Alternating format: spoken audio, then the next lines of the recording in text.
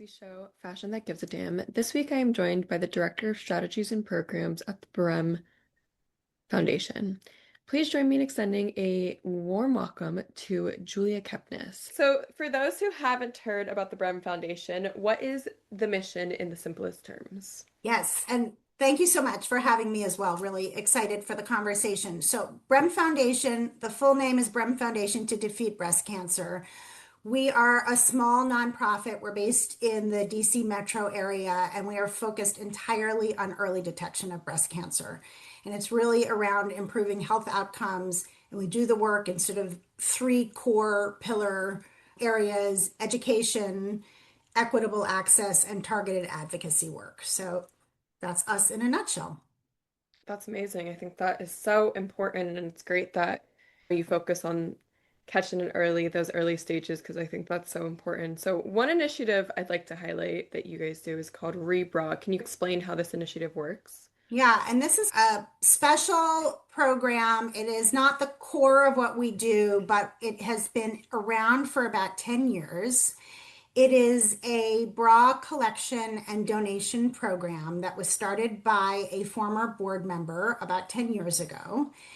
And the sort of origins of it's morphed over the years and grown and expanded. The origins came out of this idea of this woman who was sitting on our board, who was a breast cancer survivor herself. And once you go through a surgery process, really the bras that you had, your whole drawer of bras, that maybe you have 20 bras and you only wear two of them, none of them fit you. And you have to, once you have surgery, whatever your choices are around the surgery, the bras that you had before likely don't fit you at all. And you end up needing to give them away, throw them away, what have you. And she really wanted to come up with something that was good out of this transition for her. And her idea was to donate them and reduce, reuse, recycle, just repurpose them for women who were of need and maybe didn't have the variety of clothing. And so it was the initial thing was reaching out to survivors and saying, let's do something good to come of something that's a difficult situation that you're in. And because Brem has this early detection education focus, what we did even in those early days was to tag each bra with breast health information so that the women who were receiving a donated bra would receive information about how to speak up for yourself, when to get mammograms, local resources. And it started out within the survivor community, but people got really excited about it. And people hearing about it were like, I have bras to donate. I have like tons of things. I can clear out my drawers. So over the course of the last 10 years, it's really morphed away from being a survivor focused program, but really people are organizing drives all over the country, quite frankly. Sometimes they're really small. It could be a neighborhood scenario or a church or a synagogue. Corporate wellness offices are taking it on. We have been really lucky in the last couple of years. There's a couple of bigger companies that have gotten excited about it as a team engagement initiative, often in October for Breast Cancer Awareness Month. And so, an example of that is L'Oreal for the last 4 years, I think, is running a Rebra drive, a collection all over the country at lots of different sites in the month of October. And so, I think for the last 3 years, they've collected like maybe across 30 different sites of their offices across the country, over 2,000 bras. And then they do tagging events, like team tagging events, where Brem Foundation will send them. We've got these tags in English and in Spanish. And the tags have top questions to ask your doctor, sort of reminders to understand your risk factors. And then the really important thing to me about these tags is that they each contain a QR code to link to local resource information to get free and low cost mammograms. So, for instance, if they're getting donated in downtown DC, the person receiving a free bra at a donation site is going to be able to look at that link, and there's also a website link, and be able to find a free or low cost mammogram near them. And to me, that's everything. I think that's so important. I think that something that is definitely getting talked about a lot more nowadays, but something that like I haven't heard much of, I think, even before now growing up, is this how important bras are and how it can really affect your health and it can lead to things like breast cancer. And I think that our bras, something that again is not talked about as often, it's like our undergarments, our bras, our underwear, all these things. They have a lot of chemicals, like a lot of these brands that were getting pushed to us in the mall, like Victoria's Secret, are not actually going to be good for us and our breast health. Can you talk about like how this is important, how like maybe getting the correct bra sizing and all of these things like Yeah, can really impact your breast health? I think where I would focus and what I've learned in running this program out over the last several years is bras and undergarments, perhaps unexpectedly, are a real point of dignity for women. And having a proper fitting bra, having more than one bra for really marginalized communities, underprivileged communities, is in a lot of ways a luxury for some people. And so we may take for granted that I can swap out my bras or get a new bra when I want, but for a lot of people, what I've learned through some of our donation sites is that it's a luxurious item. And for instance, there's a nonprofit near us in Maryland called Interfaith Works. They serve about 16,000 people around the area that they serve. It's set up like a department store, so they have two shopping kind of time periods a day. And whenever we're able to give them a big selection of bras, what has been reported to us is that they go immediately. Like they get taken. I think a lot of people don't think that maybe it's too intimate an item to donate and they don't get donated, but it's definitely for this community. What I've learned from the administrators of that program is that they don't get a lot of donations and that a lot of the people they serve really have few options and that it's a point of it can be humiliating to not have options for undergarments. And so they are of great value. And I think having an undergarment that fits and is also can be a big confidence booster for someone that may not have a lot of confidence. Completely. Yeah. So, as we've talked about a little bit, but October is Breast Cancer Awareness Month. I also recently learned it's Domestic Violence Hmm. Awareness Month. So, October is a great month to really highlight this. If someone is interested in hosting a drive or getting involved, I know you guys have a guide available on your website, but can you run us through how this would? Definitely.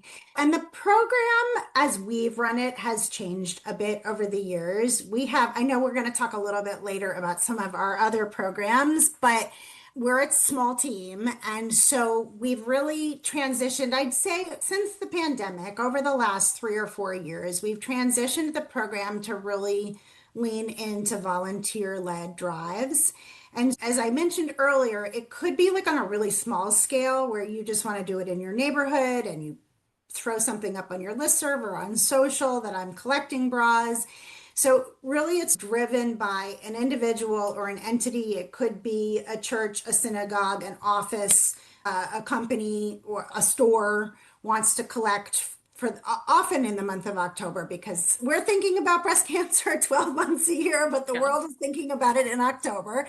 And there's a lot of rebra activity in October. And so again, it could be really small or it could be quite large, like the way I was describing with L'Oreal, where it's happening across the country. But it doesn't have to be great volume. It could be that over the course of the month in your neighborhood, you collect 200 bras, and that's amazing.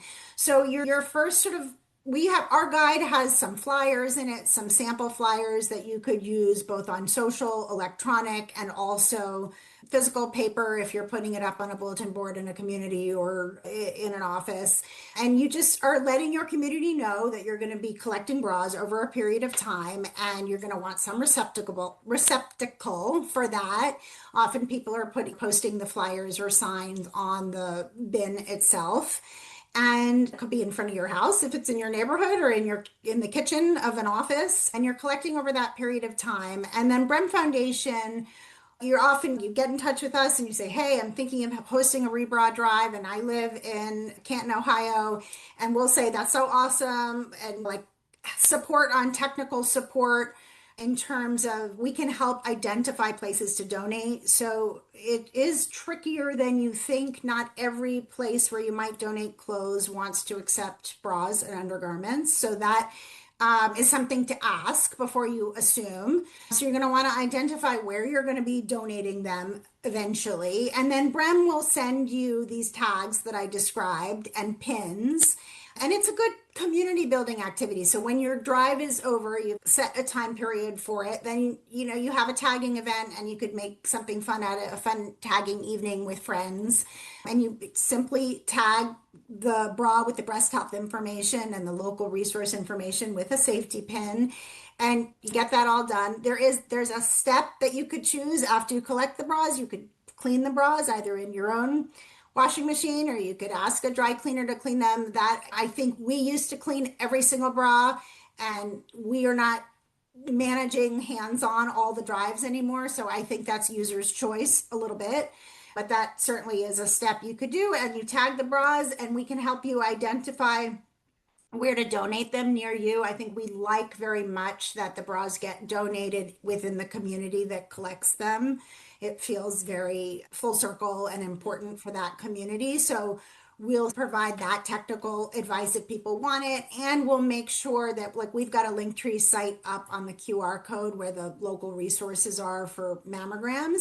And we'll make sure that there are options on our Linktree for that locale. So I gave an example of Canton, Ohio, that we'll do that research and make sure that on that link, someone who gets that bra in that area knows where to go near them to get a mammogram. That's amazing. That is, That's the life cycle of the process. And so it's yeah. mostly happening within a community, but we're providing tags, pins, and technical advice to make it happen. Yeah, and that's so helpful. I think that when it comes to sustainability, that's something that people will ask me where it's like, where the heck do I get started? There's so much research out there and so many things to do, and I don't know where to start. And Yeah. I think you can find that in any niche, any industry, whatever. And so being able to assist, Yeah. And encourage I would people. say what feels like second nature to me to hop online and find some great places to donate clothes. And then also similarly with the low cost screening options, like maybe to someone else feels like I don't even know where to start. Like I Yeah. wouldn't know where to give something. So we want to try to help with that. It also on the sustainability front in terms of keeping it local, like to wherever the drive is. I think we're not wanting any to spend like on shipping boxes places, or that doesn't feel like a method that makes sense with the program. It feels wasteful. Yeah. That is amazing. I do like I thrift a lot. And so I was just talking about this where it's to some people they're like, I don't know where to get started. And to me it's I'm thrifting all the time. I love to All the day long. at this point might as well thrift for other people and then make Yeah, it yeah, easier, make it more accessible. And I think that having foundations like Brem is like such a great way of you're more encouraged to get involved because it's more easily accessible and yeah. you guys are assisting. And so Try to make it easy for you. yeah, exactly. Do you see like the impact of these drives, this initiative? Are there any kind of success stories that you can share with us from your time working with I it? think a couple things I would say, just knocking around the nonprofit space for a long time, people are really looking for ways to get involved that are hands-on. And sometimes nonprofits who are doing a lot of amazing work don't have something that somebody can come and do with their hands. Mhm. Not everybody wants to give money, not everybody can give money or share things on social or open up your networks. There's all kinds of things that nonprofits would like people to engage in. But a lot of the time, a company will come and say, what can me and my team do in October to contribute to something? And so for us, it isn't the core focus of our work, but it's a really good way to get people involved in our mission and in our work. And the tag piece is very important. Yet, yes, we are contributing to sustainability, and yes, we are giving bras, which are very needed to underserved communities. But for us, the link is that it's an extra touch point to somebody who might not have received it to receive breast health education that they might not, and it's in English and in Spanish. So do I know that it is like the thing that is getting them to go get screened? I don't perfectly know that's hard to measure, but it is an extra touch point. And I think on the involvement volunteer side, it's a really nice way for Brem to interact with community who wants to kind of do. And so that is one of the successes of the program, and that I feel particularly lucky that we have something like that, because a lot of organizations struggle, and this is a unique program in that way. And I think the other success story that I would point to is just the clothing distribution centers that I've spoken to really have communicated that. I mentioned Interfaith Works, the executive director had said to me how quickly the bras go and how valuable they are, and that this is really filling a void that I wouldn't have known existed. And I think that is very meaningful to me. As I said, it's a program that isn't the core to the work that we're doing, but providing something that's really valuable to people that need it is pretty awesome. That is amazing. I know that we've talked a lot about Rebra, but the Brem Foundation has countless resources about breast cancer. Can you share some other things that you guys work on in the foundation? Yes, I'm excited to share with your audience some of the work that we do. So, on the education side, Brem, I mentioned we're in the Washington, D.C. area. So we are doing in-person education programs where we bring an expert into a room of all sizes. Sometimes it's a small group, community group. Sometimes it's in an office setting. Sometimes it's in a religious setting, a church or a synagogue, bringing in a radiologist to speak to as many people, usually mostly women, as many people as we can gather into a room, and really give a practical education around breast cancer and understanding your risk, understanding what screening options are out there, and really giving enough information to self advocate for yourself when you get into a room with a provider. There's a lot of conflicting guidelines around what age to start screening. Is a mammogram enough depending on your risk factors? Who needs more than a mammogram? And it's very confusing for patients, quite frankly, because not all medical bodies agree. And so we have a particular point of view about it. We're a pretty pro screening organization. Our name, Brem, is after Dr. Rachel Brem. She's a radiologist and very involved in the organization, and she's the head of breast imaging at George Washington University Hospital. And so when she's not in clinic directing the breast center, she educates all the time on behalf of Brem, and really has dedicated her free time in life in founding the organization. And we're just about to celebrate our 20th year next year, to educating women around their risk factors, around what screening options are out there, and really how to speak up for themselves and how to take charge of your own breast health. So that sort of in-person work that we do, we have really expanded over the last 7 years into the digital space and into the sort of like shareable social. We have some really great PSA videos on different breast health topics that are, I would say, they are not your grandmother's breast cancer video. They are like highly shareable. They're a little quirky, a little funny. You can't be too funny about breast cancer, but you'll watch it and you'll be like, oh, I just learned, let me just share this with my best friends is the idea. So some really great content. And the other piece I would highlight is an online quiz that we developed a year and a half ago called Checkmate. It takes about 3 minutes. It's a breast cancer risk quiz.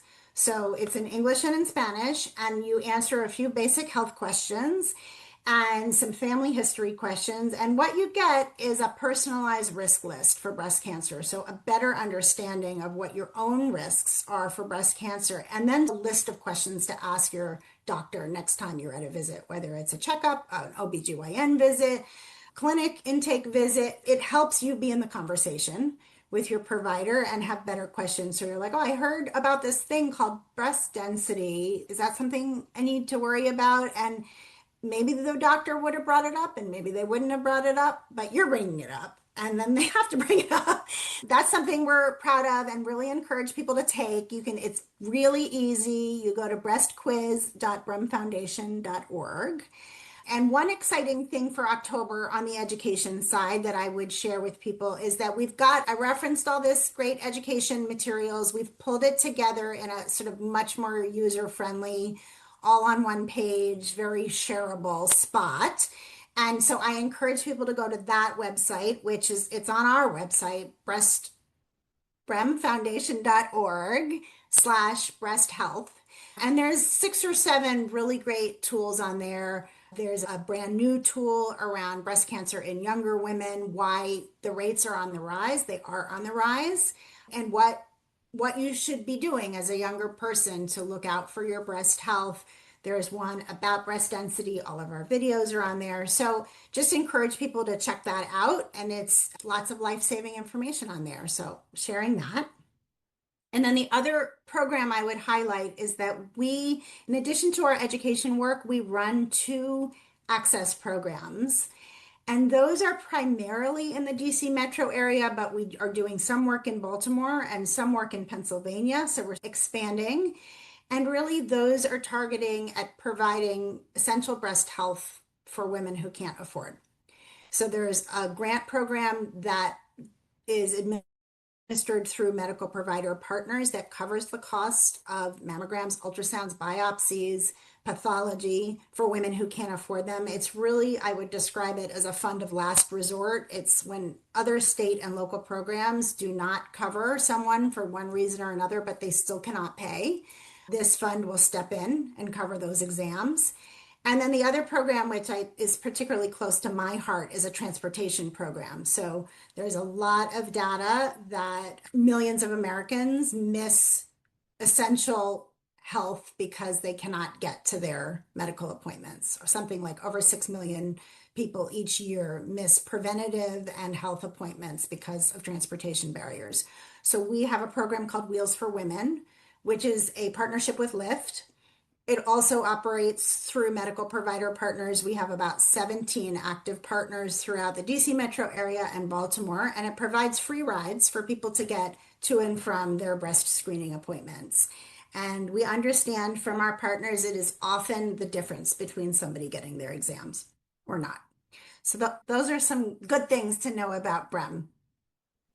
I think that is so amazing, and like all different facets of what you're doing, I think is so important. And again, just making these things like more easily accessible is just so important. And I think like a really great step into talking about these topics and catching these things earlier and not necessarily needing them to be terribly too life-changing. Exactly. And the statistics are the sort of whole case for our being around early detection is that the statistics are staggering in terms of health outcomes when you catch breast cancer early versus when you catch it at a later stage. So if you catch it at stage 0 or 1, your life expectancy is so much longer. Your health journey, which you just referenced, is likely to be so much less hard. So if we can get people the right education and then we can get the playing field to be more level. And the one major thing I left out in terms of our work is the advocacy work we do. That's the long game.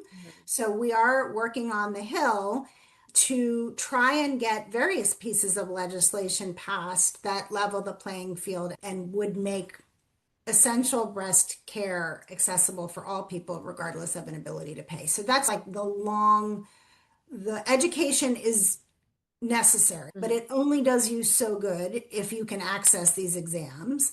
Our access programs allow people, I would say it's a bit of a band-aid. It's people who right now, today, based on the way our country is and the systems work, cannot access exams. And then the advocacy work that's the real fix. So if we can get laws that make breast care accessible to everyone, then we can be a healthier community. That's exactly how I feel in terms of sustainability, where I'm like, yeah, I'm like getting the Similar knowledge idea. out there, getting it accessible, and then hopefully making huge real change in terms of legislation. And I think that all aligns in terms of caring for the planet is the same as Yeah, caring for people and caring for animals. And absolutely.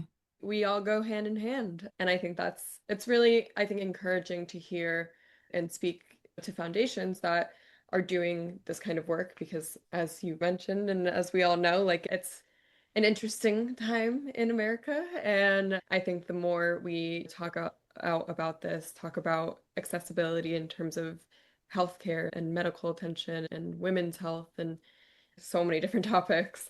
But it's good to hear that there are people out there that are fighting and still getting that advocacy out there.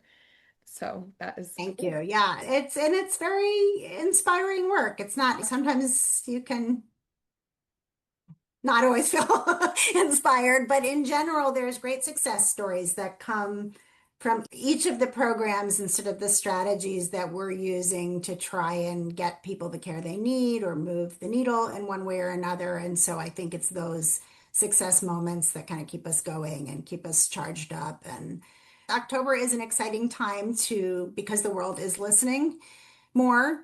It's an exciting time to share what we're doing and get people engaged in their own breast health and the breast health of their loved ones and being champions for early detection and coming on board to Brem Foundation and learning more about what we do. Amazing.